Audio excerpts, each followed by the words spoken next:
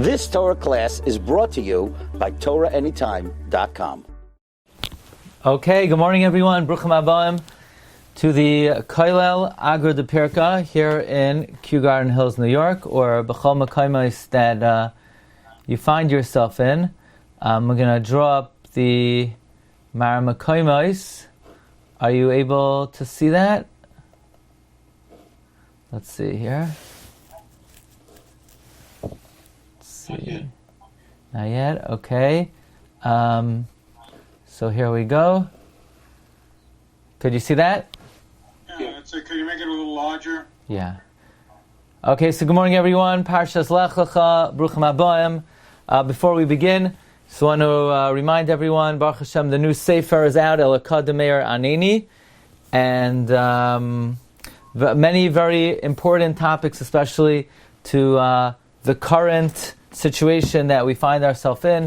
It has a lot of divrei chizuk, and you could order it. Rabbi Moskowitz was kind enough to post the link on the Zoom. If anybody wants to order the Sefer, you could go to TorahAnytime, go to speakers, you go to Glatstein, there's a bio, and there's a link there that you could order the Sefer, and hope everybody enjoys it. I want to thank everyone who participated in helping with the publication of the Sefer. Be'ezus Hashem, we're working on something on Sefer Bereshis. If anybody would like to be a patron of the Sefer, please contact us. Thank you so much. Okay, so Parshas... Look in the chat area where you'll find a direct link for ordering the Sefer.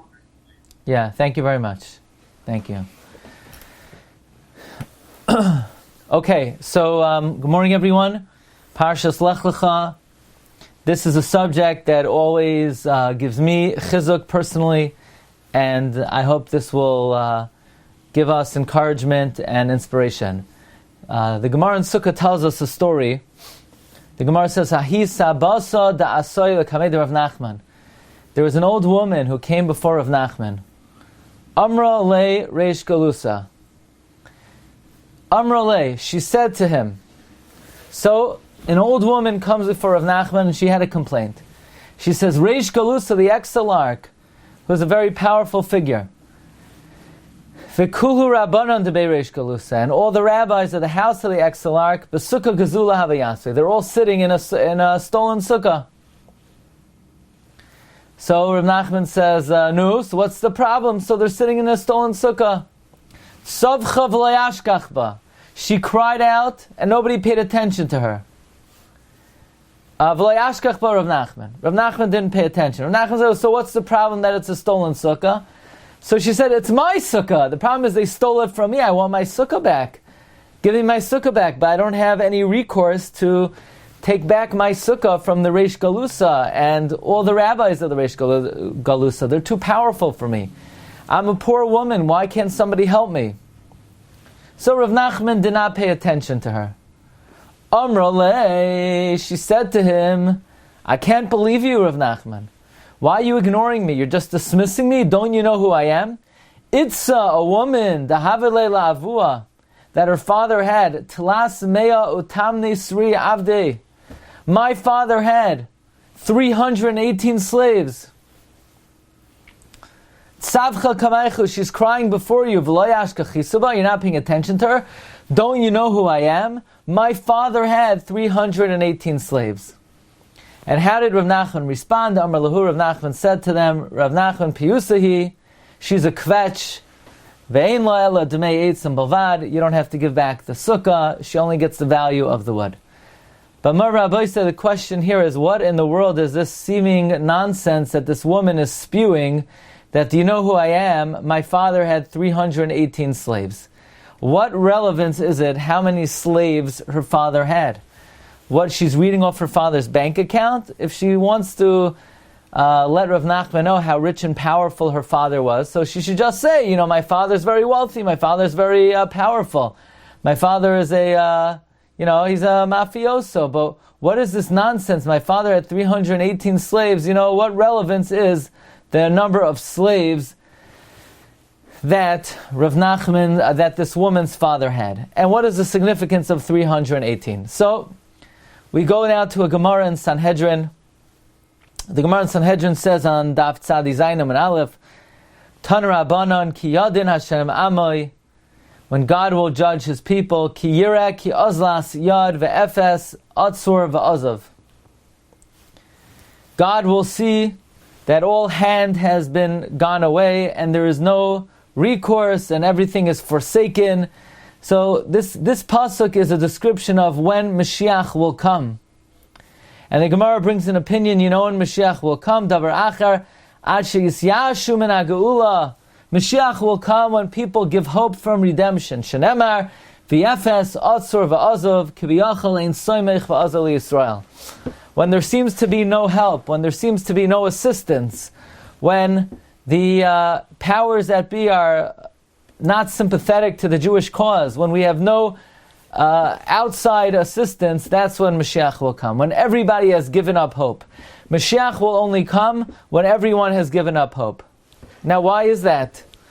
We know we express our belief in the coming of Mashiach. We have a principle of faith, ani ma'amin be'amunah shalema bevias HaMashiach, and yet the Gemara says that Mashiach will only come when everyone gives up hope. There's an interesting account. In 1967, there was a lot of Messianic fervor, especially we had access to Mekaymas HaKadoshim that we hadn't had in 2,000 years. And Rav Yaakov Kamenetsky made a very bold statement. He said he is sure Mashiach is not coming. So they asked Rav Yaakov, Rav Yaakov, maybe you're not a supporter of Zionism, but how do you know Mashiach for sure is not coming? Maybe we don't know for sure Mashiach is coming, but how do you know for sure He's not coming? So Rabbi Yaakov pointed to this Gemara. This Gemara says Mashiach will come when everybody gives up hope. But when everybody thinks He is coming, that's the telltale sign that He's not coming. So if there's Messianic fervor, then you know for sure that's not the opportune time. But the question is, why is this? Why is this the case? Why will Mashiach only come when everybody gives up hope, when all hope seems lost? So let's come back to the 318 slaves. Maybe many of you have already picked up on some of the clues, because in this week's Parsha, in Parsha Lecha, we do encounter someone who had 318 attendants. When in the war between the 4 kings and the 5 kings, so the 4 kings defeated the 5 kings, and they captured Lech.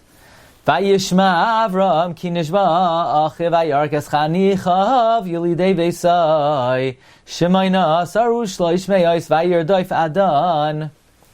Avram heard that his brother was captured, and he armed his attendants, those who were born in his house, 318 men, and they pursued him until Dan.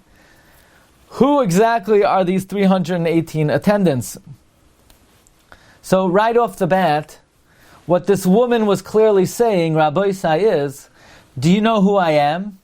My father had 318 slaves. What she was saying is, I'm not an ordinary person. I am a descendant of Abraham, who had 318 slaves. This was her way of saying, don't mess with me. I have 318 servants. But the question is, why is she referring to Abraham as the one who had 318 servants? Would anybody say about Abraham, oh, you know who Abraham is? There are many accolades we could shower upon Abraham. We could say he's Rosh Hamaminim. We could say he's the greatest Baal Chesed. We could say he's the greatest Makarev Rechoikim. But I don't think in any source where it talks about the greatness of Abraham, the description given is that he has 318 slaves. Of what relevance is it that he has 318 slaves? So Rashi says that in fact Abraham did not have 318 slaves. In fact, he didn't have any slaves at all. He only had one slave. And that slave is Eliezer. The pasuk says, Shmoina Asar, Rabbi Seinu Amru, Eliezer Levadei Haya. Our rabbis say, it was only Eliezer. V'hu minyan gematria shel Shemai. The numerical value, Eliezer, is 318. So that's all it means to say. That Avram heard that his brother was captured and he armed his men, those who were born in his house. not 318, but rather he armed Eliezer. So, according to this, why was the woman saying, do you know who I am? My father had 318 slaves. In fact, Avraham did not have 318 slaves. In fact, Rabbi Bechaye asks that how could Chazal darshan that Avraham only had Eliezer and not 318? Well, ein mikro yotzim midei pshutai. If the pasuk meant to say that Avraham armed Eliezer, then it should say Vayorak es Eliezer. Clearly the pasuk is not saying that it's that he armed Eliezer. Clearly the pasuk is saying that he armed 318 slaves, because if it was referring to Eliezer, it could have set it straight and saved a lot of real estate. I mean, the word Eliezer is a lot shorter than Shemaina Asar or Shloish Me'os. So, ein mikro yotzim midei pshutai, why would the pasuk hide the identity of Eliezer? So, there's a very beautiful Rabbeinu Bechai here. He says, V'yesh lishol ki lefi hamedrash hazeh Shemaina Asar Shloish Me'os eino k'pshutai elachida Eliezer levadoi ve'ein lanu lahotzi hamikra midei pshutai. Because the pasuk is talking about 318. So Rabbeinu Bechaye says no. There is no question. Avraham must have had 318 slaves, otherwise the pasuk would not have said it.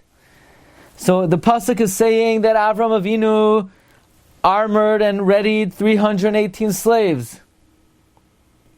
And what happened was, after Avraham readied them, prepared them, and armored them, he gave them the Musar Shmuz that is described in the Torah about how the general has to, rile up his soldiers.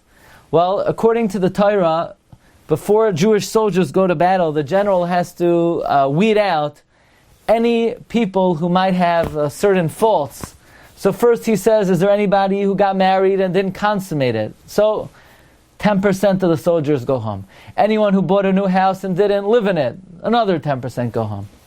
And then the pasuk says that the general says to his soldiers, Umi ha'ish hayore v'rach halevav. Is there anyone here who's scared of battle? So simply it means, is anyone who's not courageous.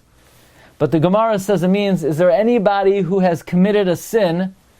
And if you commit a sin, you're no longer worthy to defend the Jewish people because you're endangering yourself. You don't have the requisite zechusim. Now, what Aveira are we discussing over here? That if somebody commits it, they're not eligible to be in the Israeli army and the Jewish army. So it's a machlokes between the Bavli and the Yishalmi. The Bavli says if somebody speaks between Tefillin Shel Yad and Tefillin Shel Rosh, that is a serious crime. If you have that crime in your repertoire, your life is in danger at a Shas Sakana. And if anybody speaks out between Tefillin Shel Yad and Tefillin Shel Rosh, says the Bavli, they should go home. They cannot fight in a war on behalf of Israel. However, the Yushalmi says no, that's not what it's referring to. It's referring to somebody who speaks during davening. Says the Yushalmi, does it refer to someone who speaks by Chazaras Hashatz? No, obviously not. That person is like a murderer. He can't do anything. He cannot serve in the army for sure. What about somebody who talks by Kaddish? No, absolutely not. That person is like a murderer. Gadol avonim minasai. What about somebody who speaks during Kriyas HaTorah? No, we're not talking about outright, flagrant violators of halacha. You know what we're talking about? We're talking about someone who speaks in literally the most lenient part of davening. What's the most lenient part? Talking between the end of Yishtabach and the beginning of Yotzar Ar. Well, what do you mean? That's actually the one interval that you're allowed to speak for a Dvar Mitzvah. For instance, let's say you have 9 people in the shul, and you want to make a phone call to get a 10th. During Psukei de Zimra, you cannot. During Birchas Kriyas Shema, you cannot. During Chazaras Hashatz, you cannot. The only time you could say a word, L'Dvar Mitzvah or L'Tzarchei Rabim, is between Yishtabach and Yotzar Ar. That's why in some shuls they say Shir Hamalos Mimamakim then, because that's the only time you can be mafsik during the davening. So if somebody spoke out then, not for a Dvar Mitzvah, it is such a serious crime that they're no longer eligible to serve on behalf of the Jewish people. So you understand that the halachic criteria for serving in the Jewish army is slightly different than the criteria of the Israeli government today. But that's an interesting subject in and of itself. Wasn't it between putting on a Shayad and Sharosh, they said that you speak then, you don't get to join the army? So I said that's the opinion of the Bavli. But the opinion of the Yushalmi is if you speak between Yotzer and between Yishtabach and Yotzer. I'm sorry. So now, no problem. So now Avram Avinu is giving this Musar Shmuz. Is there anyone here who got married, so some of the people run away? Anyone who bought a new house, some of the people run away? Anyone here said a joke during davening, so the other 80% of the people ran away? They're only left with one guy who is has a clean slate, and that is Eliezer. So the truth is, Avraham started out with 318 soldiers, but then it whittled down to only Eliezer. But Marv Rabbi say, what exactly is this woman getting at? That do you know who you're speaking with? How dear nobody takes up my cause and helps me get back my stolen sukkah. But what do you mean? I come from Eliezer. I come from Avraham. You know who Avraham is? He is a man who had 318 slaves, meaning he had one slave, Eliezer. That's random. Why is she invoking the fact that Avraham Avinu had a slave, Eliezer? What does that have to do with anything?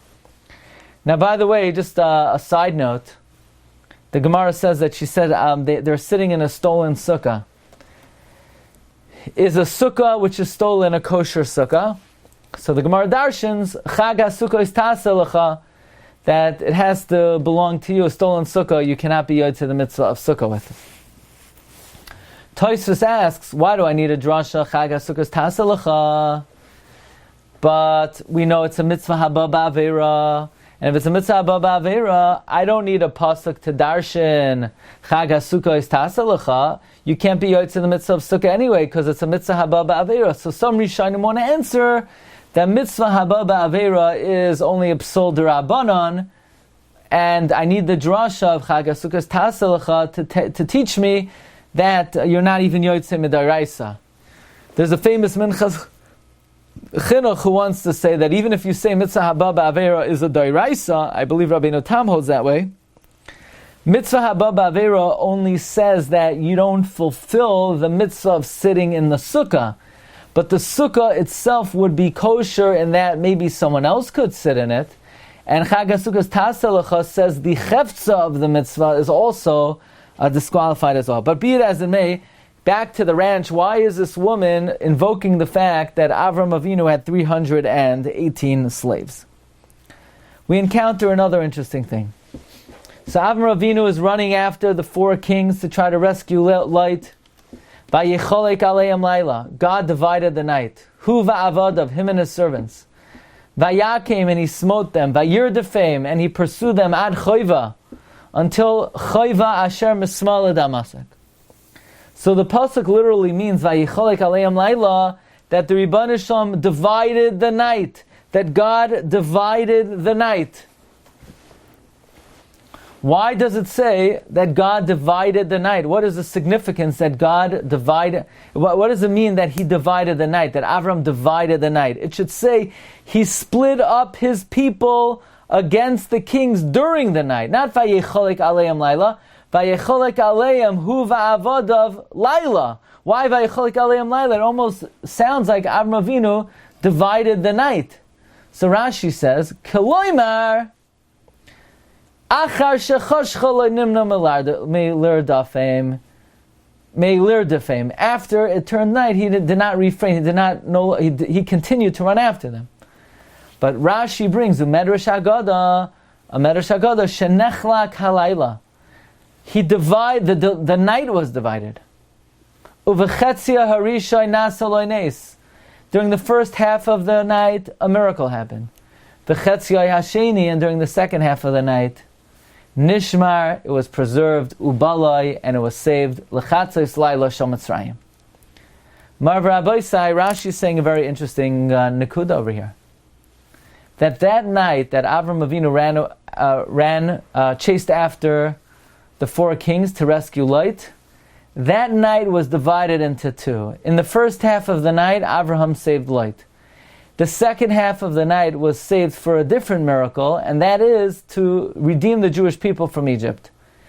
I always wondered, God was going bargain hunting over here. The Rebbe Shalom was looking for a good deal, and he said, if I'm going to bring miracles, I might as well do 2 for 1. So I'll have Abraham save Lot in the first half, and I'll take the Jews out of Mitzrayim in the second half. This way, I'll save, it's half price. Instead of taking the Jews out of Egypt on a totally separate night, well, buy one, get one free. I'll take the Jews out of Egypt on a night anyway that's designated for miracles. Why did God have to do this? What's the purpose of it? Why did He need to do this? Why couldn't Hashem make a miracle for Klal Yisrael to take them out of Mitzrayim any other night? Mar Rabbi say there is a challenge in life and a hurdle in life that is perhaps the greatest weapon of the Yetzer Hara and the most powerful arsenal that the Yetzer Hara has. And it is this tool that is the most effective way that the Yetzer Hara has to prevent us from accomplishing in Avodas Hashem. It is the most effective tool the Yetzer Hara has in dampening our resolve to serve Hashem, to learn Torah, to act properly. And this is a method that is described in Parsha Shoftim, where the pasuk says, "Kiseitze la melchama la'ivecha," when you go out to war against your enemy, v'ra'isa, and you see sus, horse, v'rechev, and chariots, amrav, a great multitude, mimcha, greater than you, lo yisira mehem, do not be afraid. Ki Hashem Elokecha imach, God is with you, hamalcha me'eretz Mitzrayim, who took you out of Egypt. So the simple pshat here is, you're going to go to war against your enemy, you're going to see that they're very well equipped and very well armed, and you're going to become overwhelmed because their infantry and their cavalry is much greater than what you have. Don't be afraid, because you've been outnumbered before. God took you out of Egypt and saved you from Paro and his cohorts. However, the Or HaChaim HaKadosh says that the war that is being described in the Parsha Shoftim not only refers to a physical battle, but it refers to the war against the Yetzer Hara. Very often the Yetzer Hara comes to a person and he says, Rabbi Yid, you? Okay, you heard some words of inspiration. You want to become a Talmid Chacham? You want to learn more? You? You wasted 70% of your life already. You already wasted your youth. You already had many, many years you could have accomplished. You're going to start now? No, that's for maybe younger people who they still have a shot. They could still make something of themselves. You're going to daven with kavanah. You already spent half your life saying word after word, Shemona Esrei after Shemona Esrei, with no kavanah at all. You're going to serve Hashem and do mitzvahs properly after what you did last year, or after what you did when you were younger, or after what you looked at yesterday, or after what you were watching? How could you accomplish anything in Ruchnius? And then the Yetzer Hara paints a very bleak picture. He paints a very terrible picture. He shows you all the disgusting angels that you created through your many, many sins. Monsters, despicable spiritual entities that you created. Every time you wasted time, every time you said tefillah improperly, every time you hurt someone's feelings, every time you looked at something indecent, the Yetzer Hara is showing you disgusting monsters of angels of destruction. And the Yetzer Hara says, Kiseitze la milchama, when you go out to war, alayvech, against your enemy is the Yetzer Hara. The Yetzer Hara is going to show you horses, cavalry, a whole infantry, a whole army of terrible angels that you created. Amrav, a great multitude, and you know who created it, says the Yetzer Hara? Mimcha, you created it. You brought it upon yourself. You're a despicable Rasha, the Yetzer Hara says. You're dirty, you're sullied. God is not interested in you. You don't have any hope in Ruchnius. That is the central argument of the Yetzer Hara. You're not going to be great in spirituality because you're so dirtied and you have such a retinue of despicable angels that you've created and amassed in your lifetime. You don't have a shot. But you know what the pasuk says? Lo yisira mehem. Don't be afraid of the Yetzer Hara. Ki Hashem Elokecha imach. God is with you. Hamalcha me'eretz Mitzrayim. He took you out of Egypt. When you were in Egypt, you were thinking you were a grace tzaddik. You were thinking you were a big Oved Elokim. You were on the 49th level of Tumah. You were naked and bare of any mitzvos at all. You were on Mem Teshari Tumah. You were steeped in Avodah Zarah. And yet God, in a very short amount of time, raised you up, elevated you until you were at the pinnacle of the world where you were walking through the split Yam Suf, pointing at the Ribbon Shem Zeh Keli V'Yanveyu, and in 49 days later you stood at Sinai and God elevated you to Mamlechas Kainim V'Goy Kadosh, and in a short time you went from being on Mem Teshari Tumah to the point where you would actually live forever like Adam HaRishon, if not for the Chero Ega. There is a 4-letter word. Now I don't like to say 4-letter words. I'm a rabbi, it's not proper. But Torah hi v'lo anu tzarach. There's a very dirty word, and this is the most dangerous word in all of Judaism. And that 4-letter word is Yiyosh, hopelessness. There's a sefer Eitzos v'Hadrachos by Rabbi Yaakov Greenwald, who was a student of the Steipler and the Manchester Rosh Hashiva. He was nifter somewhat recently. I believe he lived in Muncie. And he wrote 2 volumes, Eitzos v'Hadrachos. And it's a book about probably the most relevant issue for Jewish people today, from people today.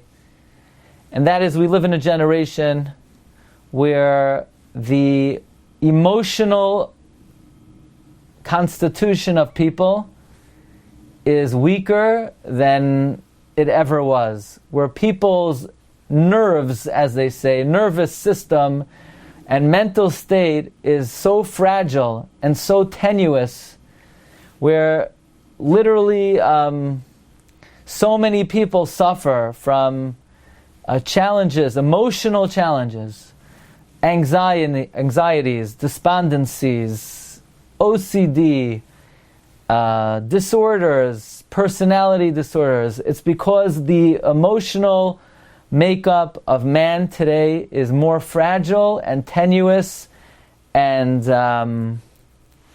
really fragile than it ever was. And of all of the various emotional distresses that people suffer, Yiyosh, despondency, and hopelessness is the chief among them. There is no feeling in the human persona which is more debilitating and more crushing and more painful and more challenging and a greater hurdle and squelches a person's ability, drive, and literally sucks the life out of a person. Excuse the expression, but there is nothing that sucks the life out of a person more than Yiyosh. Once a person feels hopelessness, whether hopelessness in health, in family situation, in physical situation, emotional situation, Yiyosh, hopelessness with relationships, with a spouse, with children, with parents, with brothers, with sisters, a person literally is de-energized and they cannot function. And there is no more depressing and demoralizing feeling than Yiyosh. And I'll tell you the truth, I've given this share before. And I don't know, it could be this is the most frequent share I give, and I think it's because it's one of the most important that we need to hear and remind ourselves all the time. Spiritually, many people are miyuash. Many people think, okay, I'm addicted to certain averos, and I can never pull out. Especially young people, like the audience we have for the shir over here. Especially very young people, teenagers, young adults, especially with technology today, where they become addicted to certain taivos and certain indecent pursuits, and they think God hates them. They'll never be able to stop what they're doing. They'll never pull out. They'll never free themselves. And once a person is miyuash, then the person says, why should I bother davening? Why should I bother going to minyan? Why should I bother learning? Why should I bother anything? My life is hopeless. And this is literally the main arsenal of the Yetzer Hara, because more than the Yetzer Hara wants to make us sin, he wants to kill us. This is a very important principle Rav Yitzchak Petterberg gives. That don't think the Yetzer Hara just wants to make a person sin. He literally wants to kill a person. He wants to make a person depressed, sad, despondent, and by doing so, he will debilitate a person. And therefore, the most debilitating phenomenon and human feeling is yish. But Marv Rabbis, yeah. Is there a significance of the fact that the gematria? 1 second, don't spoil the. I didn't. I just, I look at gematria. Okay, so the Gemara tells us in Masechta Brachos that there was a very difficult situation. And that was a situation of Chizkiah HaMelech. So one day Chizkiah gets a knock on the door. And the knock on the door is by none other than Yeshaya HaNavi. And Yeshaya HaNavi says, I have bad news and I have worse news. The bad news is you're a dead man. The worst news is... so Chizkiah says, with bad news like that, I'm not interested in the worst news. So Chizkiah said, Yeshaya said, I didn't ask you whether you're interested or not. The bad news is you're dead. The worst news is you lost your share in the world to come. So Chizkiah says, I'm a pretty good guy. What did I do wrong? Chizkiah revolutionized Torah study in Klal Yisrael. He, from Dan until Beersheba, there was not a child who was not Baki in Tumah V'Tara. And the way he did it was he put a sword at the entrance of every Beis HaMedrash. He said, whoever doesn't learn Torah will be severed, will be pierced by the sword. By the way, to all you Rabbanim out there, this is a very effective way to get people to learn, But all kidding aside, the Netziv asks in his Hakdama, learning Torah is very important, but how could he literally threaten people with their lives? Basically, he said, come to Shiur, I'm going to chop your head off. Learning Torah is very important, but it's not Yeharek v'al Yavar. And the Netziv basically says, Chizkiyahu needed to lead Klal Yisrael in battle, and Klal Yisrael's wars were dependent on the level of Torah study in Klal Yisrael, and therefore, part of Milchama was Limud HaTorah, and he was enabled, the same way the king could force people to go to war, he could literally force people to learn Torah, so that Klal Yisrael should be protected. Okay, bottom line is, Chizkiah says, so what did I do wrong? Yeshai said, you're a good guy, you're a great guy, you make people learn, but you don't want to get married. Chizkiah said, I had a very good reason. I didn't want to get married because I saw Baruch HaKodesh, I'm going to have wicked children. So famously, Yeshaya said, Bahadei kafter Achman olam malach. What are you meddling in the affairs of God? You do what you have to do, and God will do what He wants to do. So Chizkiah says, okay, you big talker, if I should get married, I'll marry your daughter. So, between my zchus and your zchus, good things will happen. So Yeshaya gives him his daughter, and Chizkiah gets married. But Yeshaya says, look, you're still a dead man. There's a gzeira. There's nothing we could do over here. You're a dead man. So Chizkiah responds to Yeshaya. He says, get lost. He says, Ben Amos, Kalei Nevuas Chavetzei, cease your prophecy and leave. Kach mikablani beis avi abba. I have a tradition from my grandfather. Afilu cherev chada munachas al tzavar shel adam. Even when there is a sharp sword that is placed on somebody's neck, al yimna atzmai min arachamim. Never refrain from mercy. It doesn't matter how desperate the situation is. It doesn't matter if the Navi says you're a dead man. It doesn't matter if there's a sword against your neck. I have a tradition from my grandfather that even when the sword is on the neck, never refrain from mercy. So the Gemara says that Chizkiah Navi turned to the wall and he prayed, and sure enough, he was able to lengthen his life. Marv Rabbi say, what did Chizkiyahu HaMelech mean that I have a tradition from my grandfather even when the sword is against my neck? Don't refrain from mercy. Who was his grandfather? Presumably he means David HaMelech. Many times in David's life, he was cornered, he was in a desperate situation, and the Almighty saved him. So Chizkiah learned from David that no matter how desperate the situation seems, never refrain from hoping and yearning for God's mercy, like the pasuk says, Hein yiktalani lo yayachel. However, we want to present today the approach of Reb Tzadok HaKohen of Lublin. I believe he lived from 1823 to 1900.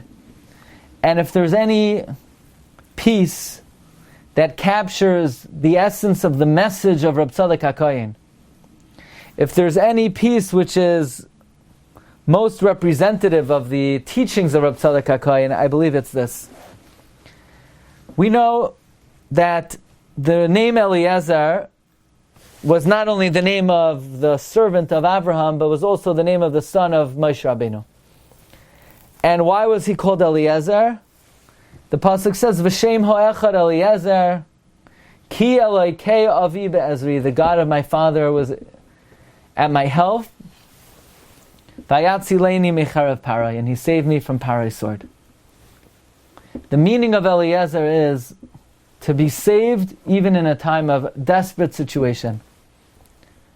Marv Rabbi Reb Tzadok HaKohen writes, Ein liyehudi lehisyayesh mishum davar. A Jew can never give up hope from any matter. Whether it's a physical illness or situation, Chazal say, even when the sword is on the neck, don't refrain from God's mercy. Whether in a spiritual situation, even if someone is immersed in a certain sin, even if it's a sin, the Zayar says there are certain sins you can't do tshuva for. For example, the Zayar says, you cannot do tshuva for. Even that sin, there's still hope you could do tshuva for. The Eglei Tal writes in his Hakdama, if somebody learns Torah be'iyon, you could do tshuva. Even if someone sees that he's habitual in a certain sin. Even someone he sees he's lo yitzlach in a certain area. So a relationship is not going their way. Whether it's marriage, whether it's chinuch, whether it's shidduchim, a Jew can never, ever give up hope. The definition of a Yid is there's no such thing as Yush. Where do we see this? We see this in this week's Parsha. God created something called the Jewish people. You ever hear of those people? The Jewish people.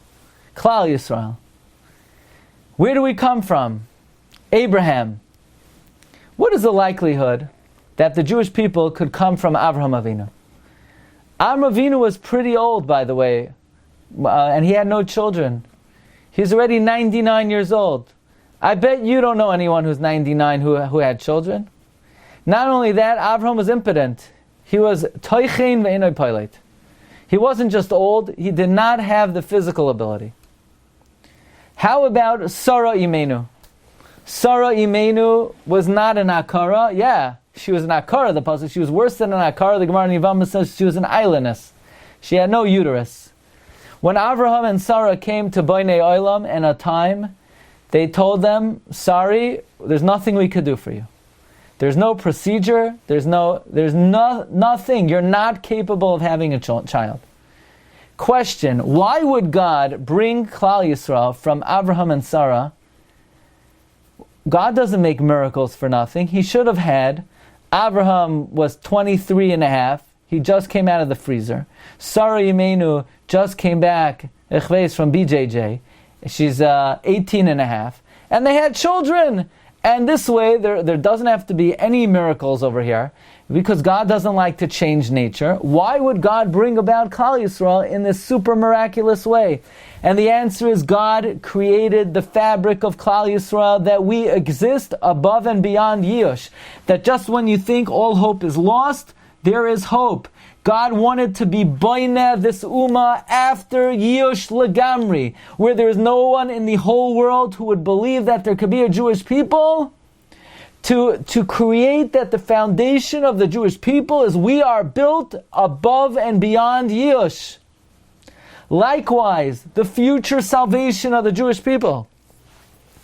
The Gemara in Sanhedrin says, Ein ben David ba ad shel yisyashu min ha'geula. David HaMelech will not come until we are completely give up hope from redemption.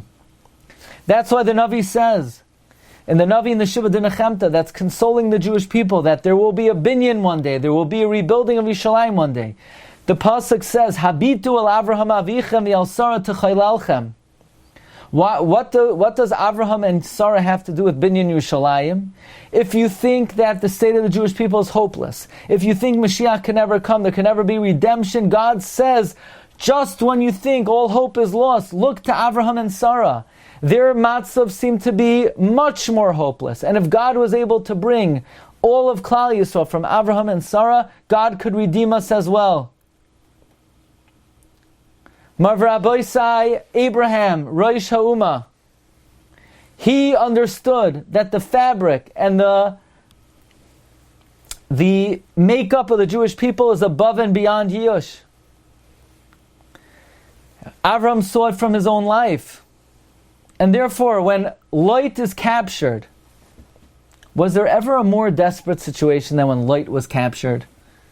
Lot was captured by the 4 kings. The 4 kings beat the 5 kings. Avram Avinu is going to somehow rescue Lot from the 4 kings. It's impossible. It's desperate. It's not within the realm of possibility. And yet Avraham says, let's go. Let's get him. That, even the king of Sodom from the 5 kings, he told Avraham, fine, you take the money. You take the rechush. He was miyayish from it. Avram Avinu realized that this was an impossible situation and it's a desperate situation. And if it would have been a regular person, you know what they would have done? You know what word they would have said? A very dirty word, a 4-letter word. They would have said Yush. They would have given up hope.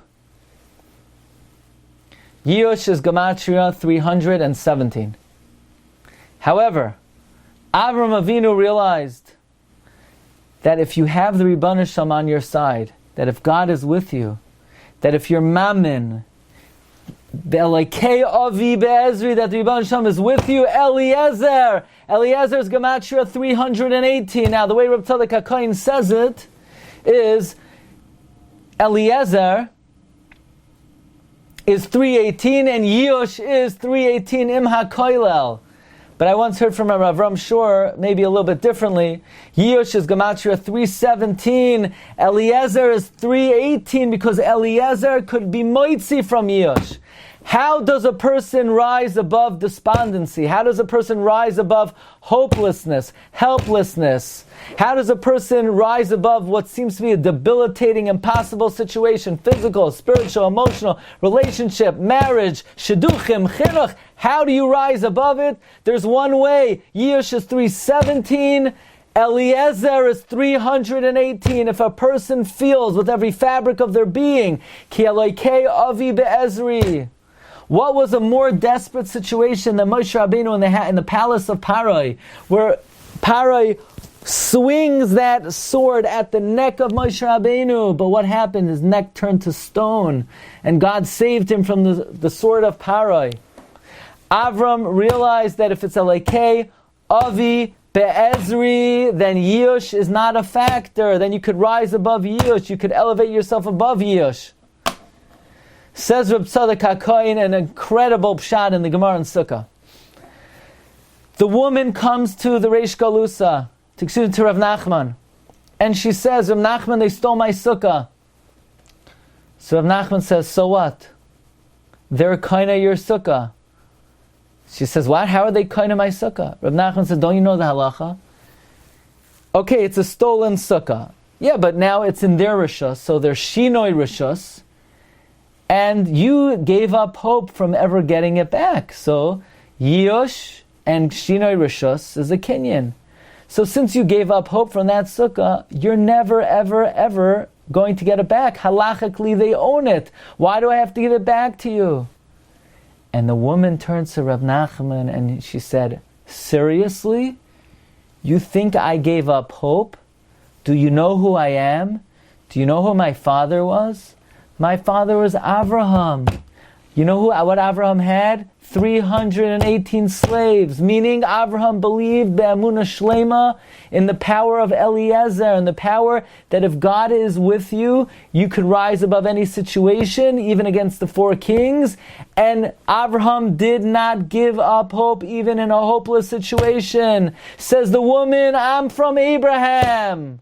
If you come from Abraham, there's no such thing as Yush. I was never miyayish on my sukkah. Give me back my sukkah. I'm from Abraham, 318. I could rise above Yush, Eliezer. Yush is 317, Eliezer is 318. Mavravosai. In a way, this is the most fundamental tenet of Judaism. I remember my grandfather was interviewed after the war, and the interviewer said, Rabbi, you witnessed the massacre of European Jewry. You saw the murder of your brothers and sisters. You saw the skulls, the corpses, the blood flowing. Was there ever a time that you lost faith in your God? Was there ever a time you gave up hope from the prophecies of your Torah? And my grandfather responded, did I ever give up hope? Sure, I gave up hope. I lost faith in mankind. The German people who the night before they were in their opera houses or listening to symphony, and the next day they shed all human conscience. So I lost faith in mankind. The American people, Roosevelt bombed around Auschwitz. He could have bombed the death camps. He put his head in the sand. He made believe he didn't know what was happening. So I lost faith in mankind. But I never ever lost faith in my God. I never ever lost faith in the promises of the Torah. A Jew never loses faith. I'll tell you, I remember about 5 years ago, no, what am I saying? Somewhere between 8 and 10 years ago, I got an email from an older single girl. And it was Parshas Vayetze. And we were saying over about Naphtali, the word Naphtali that Leah gave Naphtali is, she contorted in tefillah. She prayed and she prayed and she prayed and she prayed and she prayed until finally God gave her a child. And the limud from here is, when it comes to spirituality or anything in life, never give up hope. You should pray, you should pray, you should pray, you should pray. And this older single girl wanted to know, well, what if you're in a situation where it's sort of, it's not really possible anymore. So to pray is just painful, and to keep on praying is just putting yourself in a situation where you're bound to, you're setting yourself up for disappointment. Okay, that was the shaila, and what I answered. And a few months ago, I think maybe a month ago, my wife showed me in one of the Jewish magazines that this person wrote an article about their new baby. I said, Ribono d'Alma Kula, I remember the message that I got about 8-9 years ago. But there is no situation in life which is beyond hope. This is the fundamental tenet of Judaism. We know that if there's a reason for a mitzvah which is more thematic to more mitzvahs in the Torah than any other, it's the concept that mitzvahs are zecher li'yetzias Mitzrayim. There's so many mitzvahs that we do zecher li'yetzias Mitzrayim. Shabbos, we make kiddush, tefillin, mezuzah, sukkah. Every door we walk out of, zecher li'yetzias Mitzrayim. Every morning we tie it onto our arms. We sit in the sukkah. We make kiddush. We observe the Shabbos. So many of the mitzvahs we say Kriya Shema. So many of the mitzvahs we do is zecher li'yetzias Mitzrayim.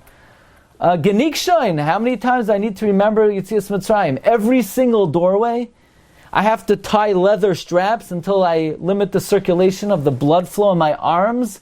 I'm not going to forget. Why is it so important to remember Yetzias Mitzrayim, Yetzias Mitzrayim, Yetzias Mitzrayim? And the answer is, says Reb Tzadok HaKohen in his Pri Tzadik on Pesach, because the fundamental tenet in Judaism is a Jew cannot be miyayesh, not physically, not spiritually, not emotionally, of anything in life. Never be miyayesh. You always have to hope that Hashem's going to bail you out. Was there ever a greater yush? Was there ever a more desperate situation than the Jewish people in Egypt? We're on the 49th level of Tumah. We were naked and bare of mitzvahs, and the Rebbeinu Shalom yanked us out. He schlepped us out. So the reason, the objective of always remembering Mitzrayim, is so that we never give up hope, and it's always on the forefront of our mind that the Rebbeinu Shalom could bail us out of any situation. I would like to say that is perhaps the reason why these two miracles were, so to speak, two sides of the same coin. The rescue of Lot from Sodom and the rescue of Lot from the 5 kings and Yetzias Mitzrayim, these were sort of the quintessential desperate situation, the quintessential moments of Yush in the history of Klal Yisrael. And in both scenarios, the Rebbeinu Shalom demonstrated that if you believe firmly, Ki Elokei Avi Be'ezri, that the Rebbeinu Shalom is with us, He could yank us out of every single situation. Marv Rabbi Sai, is there any more vivid description of this concept than the life of Eliezer himself? Now, listen to this story. Avram Avinu turns to Eliezer. He said, Eliezer, I need a shidduch for my kid. Eliezer was thinking, what's wrong with my daughter? I have a daughter. I'm your faithful servant. What's wrong with my daughter? So Avram Avinu basically said, your daughter? He says, my kid is Baruch. Your kid is Arur. And we don't mix. The blessed and the cursed, we don't mix. I always believe in shidduchim, you have to be transparent.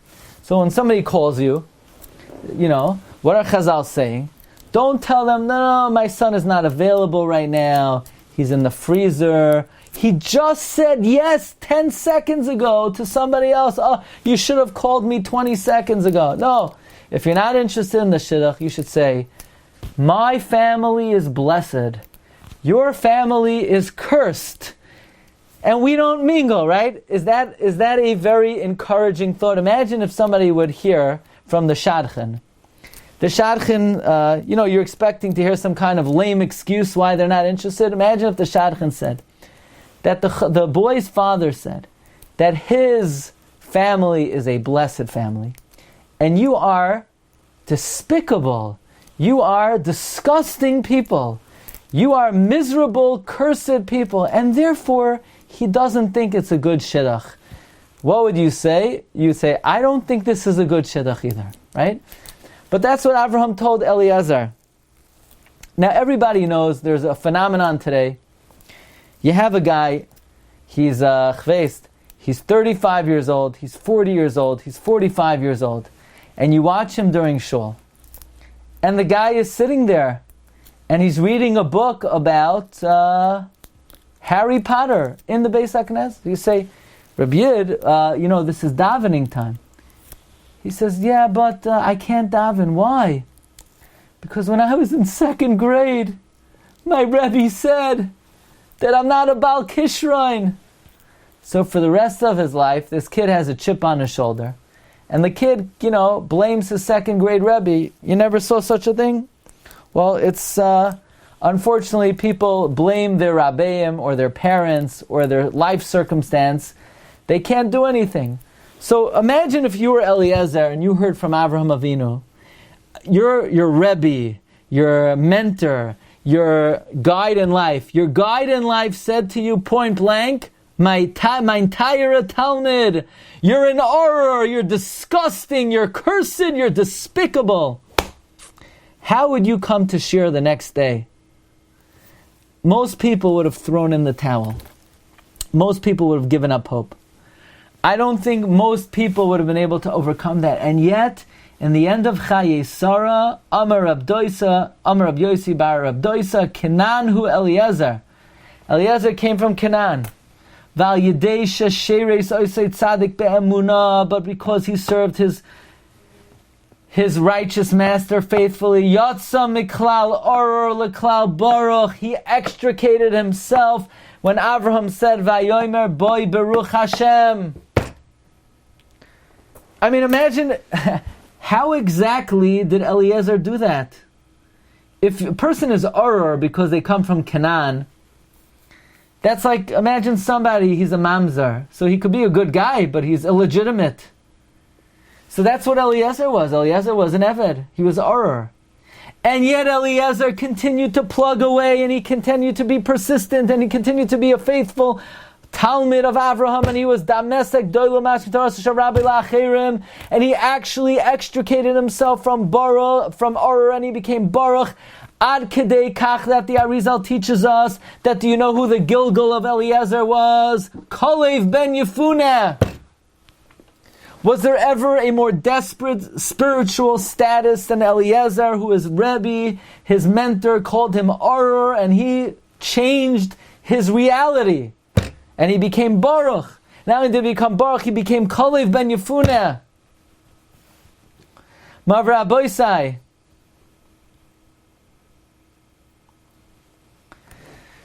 Rav Pinchas Friedman suggests that when Chizkiah HaMelech tells Yeshaya, I have a tradition from my grandfather David, that even when the sword is at the neck, Al Yimna Atzmai Min Arachamim, this doesn't just refer to the life of David and the hardships of David, but we know, where was David? What is his point of origin? He originated in light, and the daughters of light. David came from Moav. In fact, when the pasuk says that the Malachim told Lot, take shtei b'naisecha hanimtza'os, take your two daughters that are found. What are these two daughters that are found?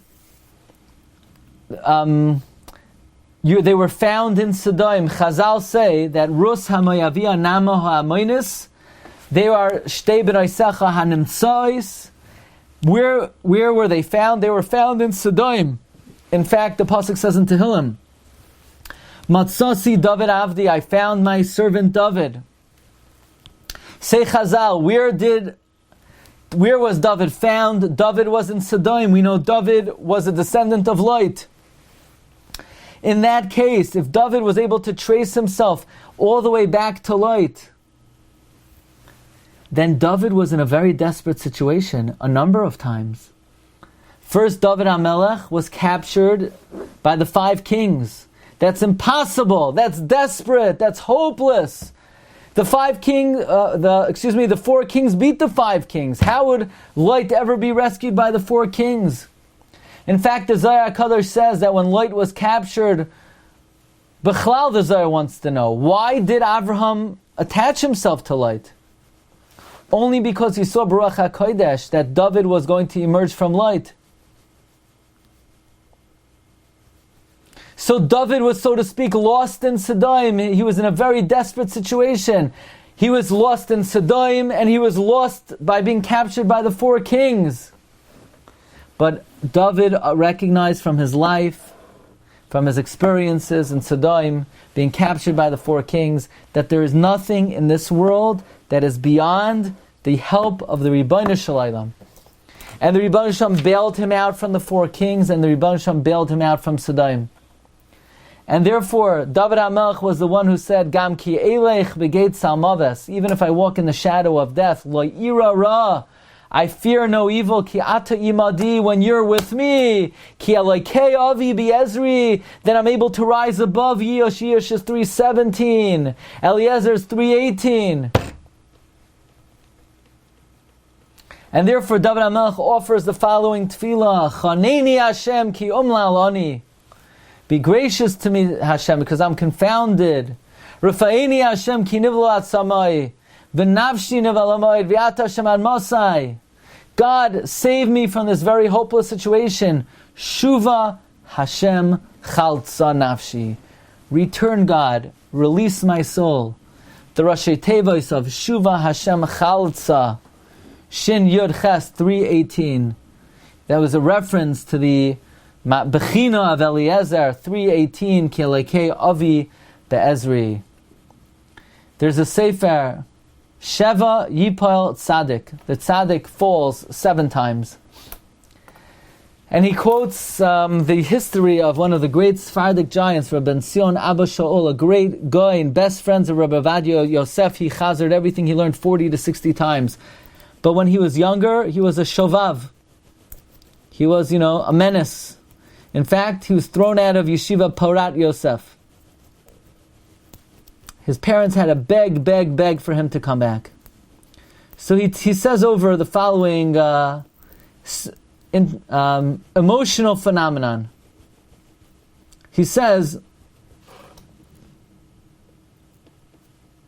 very often in life, you say to somebody, a bacher, why are you not learning? So he says, I gave up hope, I'm a yuash. It's a cop-out. It's a cop-out. It's an excuse. Really, they're lazy. But it's very hard not to be lazy. It's much easier just to throw in the towel. Once you throw in the towel, then it's taka hopeless. It's much easier, instead of listening to the Shiur and working on the Shiur and listening to the Rabbeim and working on what the Rabbeim teach, it's much easier to say, okay, throw in the towel, give up hope.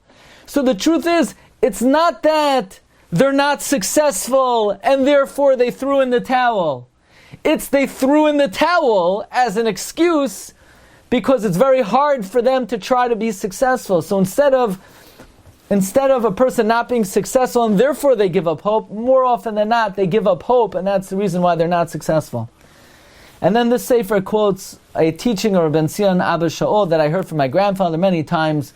This really comes from the Rav Nachman of Breslov. Yiyush is shaloi midas. Yiyush comes from a lack of das, a lack of intelligence, a lack of understanding. That's where Yiyush emanates from. It's without understanding, without knowledge, without perception. Yiyush is shaloi midas. Very often a person says, I have no cheshek to learn, and therefore they don't want to learn. You know what? It's like somebody who has no appetite, and because they have no appetite, they became very weak. So what do they have to do? Very hard for them to eat because they don't have an appetite. They're only going to get an appetite if they get strength back. And what do they have to do? They have to force themselves to eat a little bit until they develop their strength, and then the appetite will come. It's the same thing with learning. Person doesn't have a cheshek for learning. Person doesn't have a cheshek for learning because they don't have the spiritual energy needed to develop that cheshek. So what does a person have to do? They have to learn without cheshek. Very often, how often in life are we in a situation where we say, I can't daven today, I can't learn today, it's already hopeless for me, I'm already beyond, maybe my children will accomplish something, maybe my grandchildren, maybe I'll come back in another Gilgul, but after everything I've done in my life, I'm not going to accomplish anything. Says the Ben Ish Chai, we have to understand that every single day of our life, God gives us a different neshama. And past performance has no bearing on future outcome. Says the Ben Ish Chai in Parshas Vayeshev, B'chol yoim nase beria chadasha lechadesh kanesh ne'urav. Therefore, a person is never allowed to feel distant from HaKadosh Baruch Hu, despised from HaKadosh Baruch Hu. Whatever it was yesterday, today is a new day, a new opportunity. It doesn't matter what we didn't do yesterday, every day is a new possibility, a new opportunity. So the attitude of a Yid is Ki Elokei Avi Ba'ezri. The attitude of a Yid is Zecher Li'yitzias Mitzrayim. The attitude of the Yid is, do you know who my father is? My father had 318 slaves. What's the attitude of Yishmael, of Hagar? Hagar, the water depleted from the thermos, and she throws the child, Tachas Achad Hasichem. Says the Shvilei Pinchas number 26. Siach, 318. when a Gentile is in a desperate situation, they go under 318. Tachas hasichem. She threw away the child. She was miyayesh. Under 318 is 317. But a Jew is never misyayesh. We always rise above Yush. We always feel and believe and have it integrated within our hearts and minds that Ki Elokei Avi Be'ezri, that is the Midah of Eliezer. And if we understand and recognize that it's part of our DNA, part of the fabric of Klal Yisrael, is that Rebbeinu Shem created Klal Yisrael out of a desperate situation. Avraham could not have a child, Sarah cannot have a child, and yet we're all here today because God built us on the fabric that there's no such thing as Yush. We have Eliezer, we have Elokei Avi Be'ezri, and therefore the woman comes to Rav Nachman and she says, how can you not give me back my sukkah? I was never miyayesh. I come from Avram Avinu, and that is how the Geula will happen. When you think all hope is lost, just when you think, there's a global pandemic, and there's trouble everywhere, and ein yom shein kolasim ruba mechaveroi, but we recognize Ki Elokei Avi Be'ezri, and it helps us rise above every challenging situation. Mar Rabbi, have a great day. You've just experienced another Torah class brought to you by TorahAnytime.com.